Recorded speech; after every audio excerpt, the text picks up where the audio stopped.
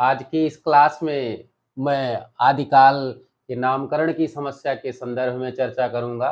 मित्रों, ये टॉपिक हिंदी साहित्य के इतिहास का बहुत ही महत्वपूर्ण टॉपिक रहा है, चाहे वो व्याख्यात्मक परीक्षाओं की दृष्टि से हो या बहुविकल्पीय परीक्षाओं की दृष्टि से हो। ये है आदिकाल का जो नामकरण की समस्या है, ये बार-बार परीक्षाओं में विभिन्न रूपों में पूछा जाता रहा है और आज की इस क्लास में मैं आदिकाल का जो भी नाम विभिन्न विद्वानों के द्वारा दिया गया है, किन आधारों पे दिया गया है, उसको स्वीकारना चाहिए कि नहीं स्वीकारना चाहिए या कहाँ तक वो स्वीकारने योग्य है, इस पे मैं विस्तार से चर्चा करूँगा। इसलिए आप लोग इस क्लास में अंत तक बने रहेंगे तो इससे बहुत ज़्यादा लाभान्वित होने की संभावना है। तो मूल प्रश्न ये बनता है कि आखिर आदिकाल जो नाम है, उसको नामकरण देने के क्या आधार बन सकते हैं? पहले उन कसौटियों को हम देखेंगे, उसके बाद उन्हीं कसौटियों के आधार पे जो ये विभिन्न विद्वानों ने नामकरण किया है आदिकाल का, उन पे हम इसको परखेंगे, उसका मूल्यांकन करेंगे, फिर एक अंत में एक निष्कर्ष पर पहुँचेंगे कि आखिर इस इन नामों में से कौन-सा नाम सर्वाधिक उपयुक्त है। तो आइए मित्रों चलते हैं। सबसे पहले हम लोग चर्चा करते हैं कि आखिर किसी भी काल के नामकरण के क्या आधार हो सकते हैं। इसकी मैंने विस्तार से एक पिछली क्लास में चर्चा की है अच्छे से, आप वहाँ से देख लीजिएगा, लेकिन सामान्य रूप से हल्की-सी चर्चा यहाँ मैं कर देना उपयुक्त समझता हूँ। तो मित्रों इस संदर्भ में मैं ये कहना चाहता हूँ कि आचार्य रामचंद्र शुक्ल जो हिंदी साहित्य के इतिहास को महत्वपूर्ण दृष्टि देते हैं, महत्वपूर्ण दिशा देते हैं, उन्होंने किसी भी कालखंड के नामकरण के लिए सबसे जो उपयुक्त आधार माना है, वो है मूल साहित्यिक प्रवृत्ति। उस काल की मूल साहित्यिक प्रवृत्ति को, मूल साहित्यिक प्रवृत्ति।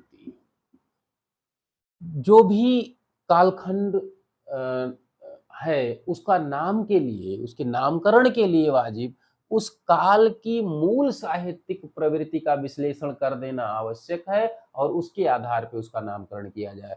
दूसरा जो आधार बनता है नामकरण का, वो है राष्ट्रीय सांस्कृतिक पृष्ठभूमि। राष्ट्रीय सांस्कृतिक पृष्ठभूमि।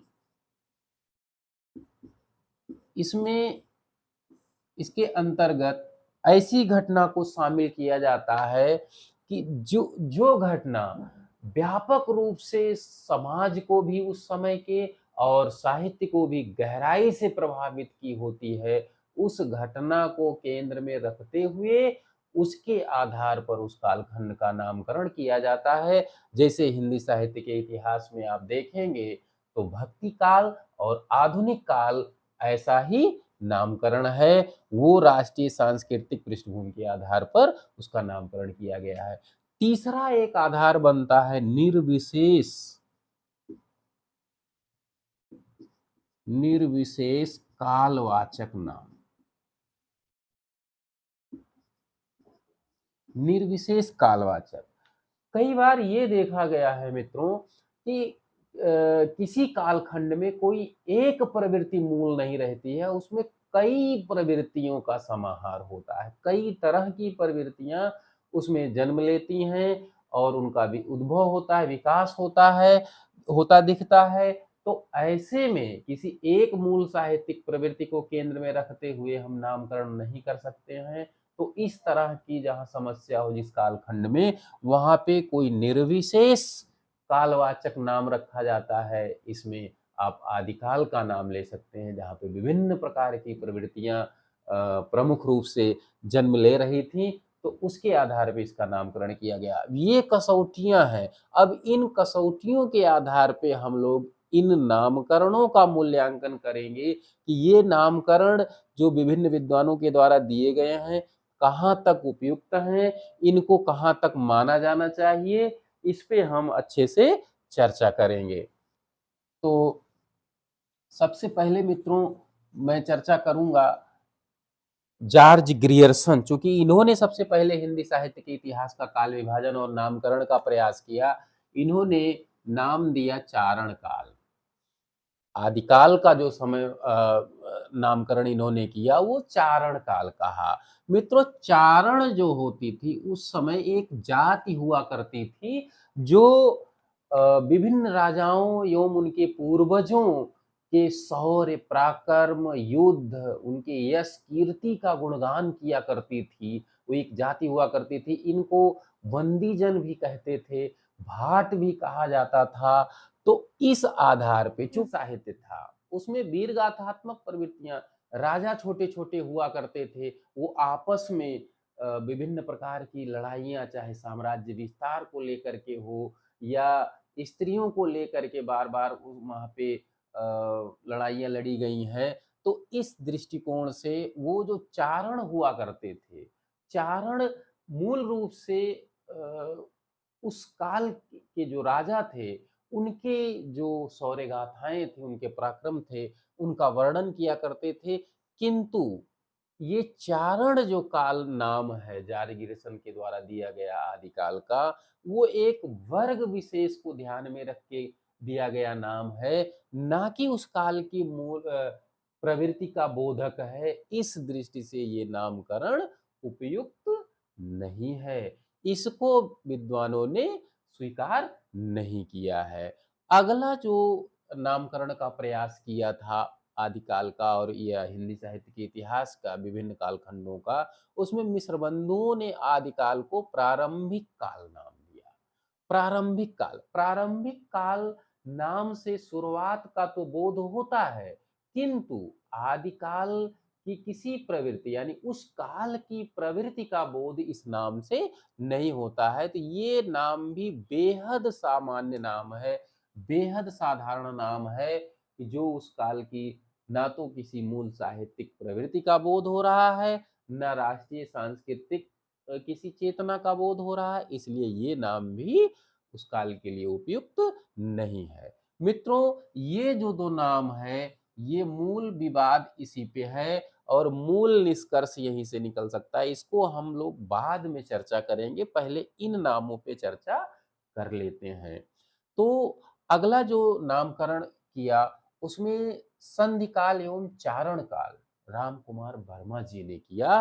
तो संधिकाल जो नाम है उसके पीछे जो इन्होंने आधार दिया वो ये है कि ये जो आदिकाल है, आदिकाल विभिन्न दृष्टियों से संधि का काल था। संधि का मतलब मेल का, जुड़ने का, यानी विभिन्न प्रकार की भाषाओं में भी साहित्य रचना हो रही थी। जैसे आदिकाल में संस्कृत, प्राकृत, अपभ्रंश, अवहट्ट इत्यादि भाषाओं में रचना हो रही थी। इसी समय हिंदी भी अपना वर्तमान स्वरूप ग्रहण करने का प्रयास कर रही थी और सामाजिक सांस्कृतिक दृष्टि से देखा जाए तो ये कई प्रकार के संधियों का काल था। जैसे उस समय धार्मिक प्रवृत्तियां भी कई तरह की चल रही थी, जैसे जैन उपासना पद्धति, बौद्ध उपासना पद्धति, वैदिक उपासना पद्धति, यज्ञ पद्धति थी ही, मूर्ति पूजा थी ही, अलवार संत, नयनार संत की जो दक्षिण में परंपरा चली थी वो भी परंपरा धीरे धीरे उत्तर काल की ओर आ रही थी। और मुस्लिम शासन काल भी शुरुआती दौर में था। शुरुआती दौर क्या, मुस्लिम संस्कृति भारतीय संस्कृति से सामंजस्य, समन्वय कर रही थी, यानी टकरा रही थी। तो ये काल कई दृष्टियों से संधि काल नाम होता है। लेकिन ये मूल प्रवृत्ति, उस समय की जो साहित्यिक मूल प्रवृत्ति है उसका नाम नहीं, उसका बोध नहीं इससे हो रहा है। और दूसरा जो नाम है चारण काल, इन्होंने जो एक साथ दे दिया है, हालांकि कालखंड में इन्होंने दो कालों में इसको विभाजित किया है आदिकाल को। तो जो चारण काल नाम है, ग्रियर्सन ने जिसका नाम किया था, तो वही समस्या यहाँ भी है। एक वर्ग विशेष का ही इससे बोध होता है, ना कि किसी मूल साहित्यिक प्रवृत्ति से। इसलिए विभिन्न विद्वानों ने इस नाम को भी अधूरा माना, इसको भी नहीं स्वीकार किया। अब अगला जो नामकरण आता है जिन विद्वान ने किया है वो है सिद्ध सामंत काल, राहुल सांकृत्यायन ने। अब देखिए, ये इन्होंने सिद्धों की रचनाओं को ग्रहण किया, जो बौद्ध धर्म की वज्रयान शाखा से निकल कर के आई थी, उस सिद्ध साहित्य की परंपरा, उनको शामिल किया। और ये और दूसरा जो है वो सामंत काल, चूँकि उस समय की राजनीतिक पृष्ठभूमि ऐसी थी कि वो सामंतों का उस समय बोलबाला हुआ करता था। सामंत मित्रों खास करके उनको कहा जाता है जो राजाओं के सलाहकार हुआ करते हैं। जैसे आज के समय में प्रधानमंत्री की सलाह के लिए कैबिनेट होती है, मंत्रिपरिषद होती है, मंत्रिपरिषद की सलाह पर प्रधानमंत्री कार्य करता है। उसी समय उसी उसी तरह उस समय राजा की सलाह के लिए सामंत हुआ करते थे, और इन सामंतों को मुख्य रूप से वेतन न दे करके, अधिकांश स्थितियों में वेतन न दे करके इनको जमीन दे दी जाती थी, उसके कर के माध्यम से अपना उपार्जन वो चलाते थे। तो सामंतों का भी बोलबाला था। ये साहित्य रचना रच रहे थे, रचनाकार थे सिद्ध, और जो सामंत थे वो रचना को प्रेरित कर रहे थे, यानी थे। लेकिन इसमें कई सारी प्रवृत्तियों को भी छोड़ दिया गया, जैसे सिद्ध साहित्य ही केवल नहीं था, वहाँ जैन साहित्य भी था और नाथ साहित्य भी था, लौकिक साहित्य भी रचा जा रहा था। तो इन सारे साहित्यों को, उस समय की जो साहित्यिक प्रवृत्ति थी, उसको ये नजरअंदाज कर गए, इसलिए यह भी नामकरण बहुत उपयुक्त नहीं बैठता है। अगले जो विद्वान हैं जिन्होंने आदिकाल का नामकरण किया है, वो है विश्वनाथ प्रसाद मिश्र। इन्होंने आदिकाल का नाम वीर काल रखा है। जो वीर गाथात्मक प्रवृत्तियां थी, यानी वीरता प्रधान, प्रशस्ति प्रधान, राजाओं की प्रशस्ति प्रधान जो रचनाएं थी, उनको देखते हुए इन्होंने वीर काल नाम दिया। लेकिन यह भी एक पक्षीय ही साबित हुआ, उस समय की एक विशेष प्रवृत्ति को ही ध्यान में रखते हुए इन्होंने नामकरण किया, और अन्य जो प्रवृत्तियां उस समय चल रही थी उसको ध्यान में नहीं रखा, इसलिए यह भी नाम अधूरा है। अगला जो नाम है महावीर प्रसाद द्विवेदी जी ने दिया है, बीज वपन काल। बीज वपन का मतलब होता है बीज बोने की प्रक्रिया, बीज बोने की प्रक्रिया। अब आप देखेंगे जो हिंदी साहित्य का वृक्ष तैयार होता है आगे चल करके, उसके बीज आदिकाल में ही बो दिए गए थे। यानी जो बीज, जो साहित्य की प्रवृत्तियां वहां उद्भूत होती हैं, जो जो धाराएं, उसी का आगे चल करके विकसित रूप दिखाई देता है हिंदी साहित्य के इतिहास में। किंतु ये उस काल की मूल प्रवृत्ति का बोध नहीं होता है इन इस नाम से।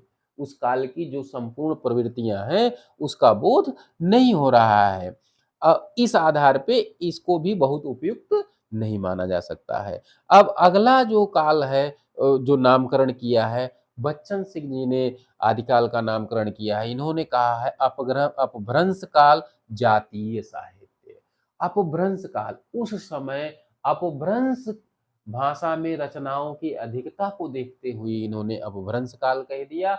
यह भी नामकरण आधा अधूरा सा प्रतीत होता है, इसलिए इसको भी स्वीकार करने में विद्वानों को समस्याएं होती हैं। अब आइए मित्रों देखते हैं जिस नाम को लेकर के मूल विवाद है और वहीं से निकल करके आता है जो दो नामकरण है, उस पे हम लोग चर्चा कर लेते हैं। ये वीरगाथा काल और आदिकाल। सबसे पहले हम वीरगाथा काल पे चर्चा करते हैं, जो आचार्य रामचंद्र शुक्ल ने इस नाम को दिया। आचार्य रामचंद्र शुक्ल जी भी जो वीरगाथा काल नाम दिया आदिकाल को, उस समय कि जो मूल वीर गाथात्मक प्रवृत्तियां, वीर गाथा मतलब वीरता से युक्त, उनके राजाओं के वीरता से युक्त, उनके शौर्य से युक्त, उनके पराक्रम से युक्त जो रचनाएं रची जा रही थी, उनके आधार पे वीर गाथात्मक वीर गाथा काल कह दिया गया उसको। खास करके उस समय जो कवि हुआ करते थे ज्यादा मात्रा में, वो राज्याश्रय में हुआ करते थे। राज्याश्रय में रह करके वो राजाओं की विभिन्न लड़ाइयों, विभिन्न युद्धों की चर्चा अच्छे से करते थे। इसी को ध्यान में रखते हुए इन्होंने वीरगाथा काल नाम दे दिया।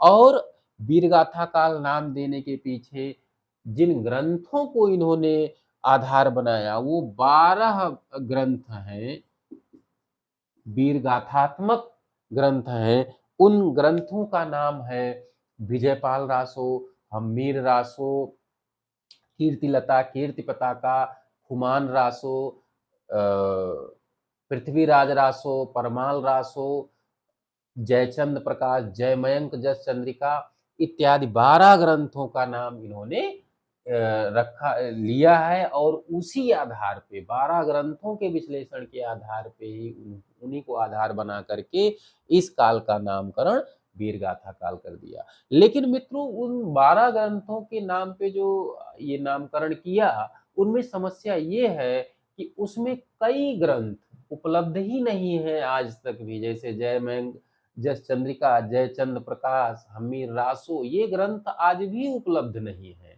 और कुछ ग्रंथ ऐसे हैं जो उपलब्ध हैं किंतु उनकी प्रामाणिकता संदिग्ध है। जैसे पृथ्वीराज रासो है, पृथ्वीराज रासो उपलब्ध तो है किंतु इसमें इसकी जो प्रामाणिकता है वो संदिग्ध है। विद्वानों का एक वर्ग मानता है कि ये प्रामाणिक ग्रंथ है और दूसरा वर्ग मानता है कि प्रामाणिक ग्रंथ नहीं है। इस ग्रंथ को अप्रामाणिक मानने वालों की सूची में रामचंद्र शुक्ल जी भी हैं शामिल। हालांकि श्याम सुंदर दास और मोहनलाल विष्णुलाल पांड्या जैसे विद्वानों ने उस ग्रंथ को प्रामाणिक माना है। और ये तो किया है, पहली चीज तो यही है कि जो जिन 12 ग्रंथों का इन्होंने आधार दिया इस नामकरण के पीछे, उसी में कई सारी कमियां हैं। और दूसरी जो कमी है इस नामकरण में, वो उस समय की आदिकाल की जो अन्य प्रवृत्तियां थी, जैसे सिद्ध साहित्य, नाथ साहित्य, जैन साहित्य और खुसरो विद्यापति इत्यादि की जो श्रृंगारिकता प्रधान रचनाएं रची जा रही थी, उन सारी प्रवृत्तियों को ये नजरअंदाज कर दिए, उनको खारिज कर दिए, उनको केंद्र में नहीं शामिल किए। तो ये बड़ी कमी रही, इस कारण से वीरगाथा काल नाम भी अधिकांश विद्वानों ने स्वीकार नहीं किया है।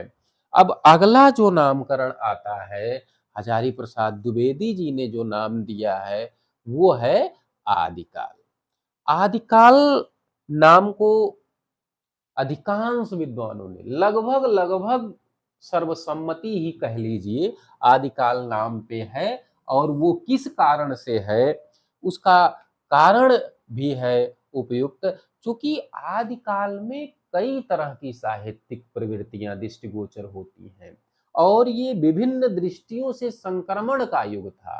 एक तो भाषा की दृष्टि से हिंदी भाषा अपना नया रूप धारण कर रही थी, संस्कृत प्राकृत अपभ्रंश की केचुल को उतारते हुए वो नया रूप अपना ग्रहण कर रही थी। और साहित्य की दृष्टि से सिद्ध साहित्य लिखा जा रहा था, जैन साहित्य, बौद्ध नाथ साहित्य और श्रृंगारिकता से युक्त साहित्य लिखा जा रहा था। तो इन सभी प्रवृत्तियों को ध्यान में रखते हुए यदि नाम दिया जाए आदिकाल तो काफी उपयुक्त था। इसी को ध्यान में रखते हुए हजारी प्रसाद द्विवेदी जी ने आदिकाल नाम दिया। और आदिकाल जो होता, आदिकाल नाम से शुरुआती प्रवृत्तियों का बोध होता है, यानी हिंदी साहित्य की जो आगे चल करके धाराएं विकसित हुई उसका आदि स्वरूप यानी उसका शुरुआती रूप आदिकाल में दिखाई पड़ता है। इसी को आधार बनाते हुए आचार्य हजारी प्रसाद द्विवेदी जी ने इस कालखंड का नाम आदिकाल किया। और जिस पर विद्वानों की आम सहमति लगभग लगभग है इस पे और ये नाम दे करके उन्होंने आदिकाल के नामकरण की समस्या का समाधान कर दिया। तो मित्रों, मुझे उम्मीद है कि आप लोगों को ये क्लास अच्छी लगी होगी और यदि अच्छी लगी हो तो वीडियो को लाइक, शेयर और सब्सक्राइब अवश्य कीजिए। धन्यवाद।